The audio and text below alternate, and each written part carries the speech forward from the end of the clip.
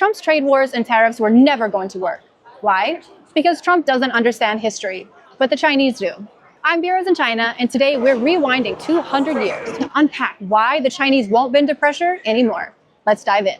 Trump has recently slapped on tariffs for China and the rest of the world. Why? He says that friend and foe alike have taken advantage of the United States for far too long. China retaliated and they slapped on their own tariffs for US goods, and Trump was mad. Why is China so hard to work with? It's not China, guys. It's Trump. Trump is trying to use bullying and manipulation to make China bow. There's a saying, if you don't learn from history, you are doomed to repeat it. And China has definitely learned from their history. China has been through things like this before. Way before TikTok, way before iPhones. I'm talking 19th century drama. I am going to tell you guys a little history today, and I promise you it won't be boring. I am only going to tell you the most outrageous and interesting stuff, so stick with me. Let's go back to China in the 1800s. They were rich, they were powerful, but they were closed off. They believed that they were the celestial empire, so why bother with outsiders? And they were worried about foreign influence. The British wanted to trade with China. They wanted their tea, silk, and porcelain. But trade was regulated and restricted. There was only one port that was open, and that was Canton, or present-day Guangzhou. The trade relationship was imbalanced. There was tons of silver flowing into China, but barely any leaving and going to Britain. Why? Because their trade exports were limited. They began cultivating opium in India, and they allowed private merchants to sell it to Chinese smugglers. Well, China said, hey guys, get your opium out of here, it's banned. And the British said, how dare you not let us sell you guys opium? How about a war? 2 opium wars later, China got crushed and became the sick man of Asia. They lost Hong Kong to the British, they lost Macau to the Portuguese, and foreigners came into their beautiful cities and carved out their treasures and stole ancient artifacts, some that you can find in museums all over the world to this day, most notably in Britain, and they refused to give it back. The Chinese were forced to sign treaties quite literally by gunpoint. Imagine your neighbors barging into your place, stealing your stuff, and making you apologize for it. This is now the century of humiliation, and it's been burned into the DNA of Chinese people. If you guys want to see history for yourself in China, I have a super exciting app to share with you today. And it's called Tugugu Travel Guide AI. And they are the sponsor of today's video. Let's go to Tiantan to talk about it. See you there. And we're here. Tugugu is like having your own personal tour guide. Here's how it works. If you know where you want to go, tell the app where, and it will take into consideration your special wants and needs and make a plan. If you don't know where to go, you can use the featured button, and it will tell you what different cities have to offer. If you're in China and you're wandering around, you can use the discovery button. The app will use your GPS and show you fabulous things all around you. All you need to do is click on what you're interested in, and it will tell you way more. It's super in-depth information, but if you still want to know more than that, you can. Just keep chatting with the app. There's a scan relic button that you can use to take a picture of something, and you can know more about it in seconds. Also, you can use the photo button to upload a picture of yourself and get the perfect photo of you without people in the background, and you don't have to pay anybody anything for it. One of my favorite things to do in Beijing is go to the Forbidden City. I have been so many times. I've had tour guides, I've used earpieces, but after using this app, I realized there's so much that I don't know. This app is not just limited to China. You can use it for your travels all over the world. Human tour guides can only memorize so much. Earpieces can only tell you what they're programmed to tell you. But this app can tell you anything that you want to know. I'm so excited to go back to the Forbidden City and use this app and treat it like my own personal tour guide. I'm going to tell it I want to know all about Jinhuan. Oh, and by the way, the May holiday is coming up. So you guys, make sure you book your tickets in advance. It's a fabulous time to come. Don't miss out. Tugugu, it's the world's first AI tour guide, making travel smarter, more interesting, and deeper. And if you're a foreigner in China, you have to have it. Which place in China do you want to explore using this app? Let me know in the comments. Travel smart, explore deeper with Tugugu. All right, guys, let's go back to Panjayuar. China has a saying, 人不防我,我不防人,人不防我,我不防人. It literally means, if you don't mess with us, we won't mess with you. But if you mess with us, we will definitely fight back. This is the reason why foreign powers were able to take advantage of the Chinese. For example, the Ming dynasty let the Portuguese stay in Macau. in exchange for helping them fight pirates.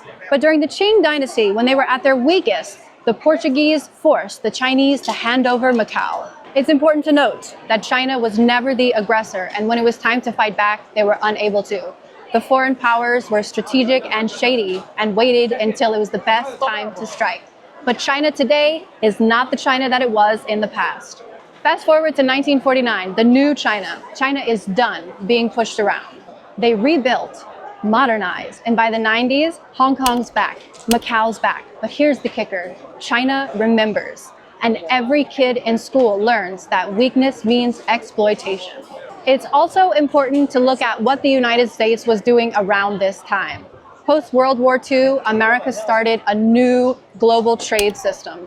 The countries that worked with America got richer, they took on the US dollar as their reserve, and they allowed the US to build military bases in their countries. And America in the 1950s was an industrial powerhouse, not because they were the best, but because they were the only ones standing. World War II decimated all other countries. America eventually outsourced factories to exploit cheap labor. So there's a huge amount of irony in the fact that Trump is literally dismantling the trading system that the United States created. Trump claims he wants to re-industrialize the United States. And it's not just to bring money back into the United States. It's also to prepare for emergencies and potential wars in the future. J.D. Vance said deindustrialization has gotten so bad in the United States that one of Beijing's state-owned firms has built more ships last year than the U.S. has built since World War II in total. That's crazy, guys. And just look at what happened during COVID. Everything shut down. The United States was a shit show. And I'm not just saying that because everybody panic bought all the toilet paper. Even my mom, who's a medical professional, I had to ship masks to her because there just weren't enough to go around. Speaking of the lovely J.D. Vance, he recently called Chinese people peasants, which was a very calculated remark and move on his part. When politicians make speeches, when they do interviews, they always get the questions before and they always prepare beforehand. So he knew what those words would do. He knew the impact that they would have once they were said. He is trying to create a divide between Chinese people and the United States. Now I want to talk about what I think the effects on China will be.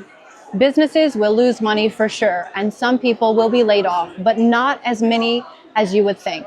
Why? Because the government always steps in to help the people. When they see intervention is needed, they intervene. Just look at how the government stepped in and subsidized the EV industry. That result has been amazing. Also, the government will probably tax these businesses less to give them less pressure. So all in all, the pressure will go on the businesses and the companies, but it will be alleviated by the government and thus not transfer too much to the people.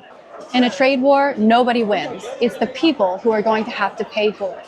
And right now, the US dollar's global status is at risk. And I feel like the rest of the world is looking to China instead of the States for future trade stability. Ray Dalio said, we are seeing a historic shift, and that is the decline of the US and the rise of China. Right now, I feel like it is China's century with their innovation, their tech, and the way that they take care of their people.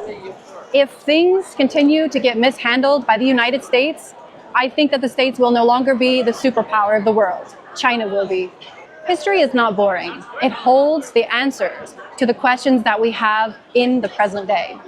I encourage world leaders around the globe to pick up a history book and learn a little bit before they start fights. I'm looking at you, Trump.